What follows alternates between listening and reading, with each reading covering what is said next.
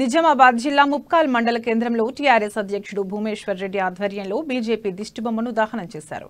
కేసీఆర్ చేస్తున్న అభివృద్ధిని చూసి ఓర్వలేక ఇలాంటి చిల్లర రాజకీయాలకు పాల్పడుతున్నారని దుయ్యబట్టారు.